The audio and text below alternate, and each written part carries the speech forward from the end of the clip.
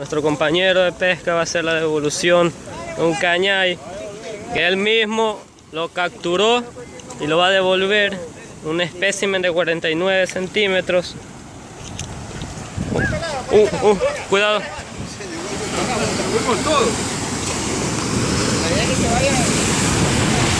Unas palabras antes, amigo. ¿A qué representa? Esto es lo mejor que se puede hacer para preservar la pesca deportiva para nuestros hijos. Listo. ¿Dónde cae? Te fuiste. Buena pelea, Dios.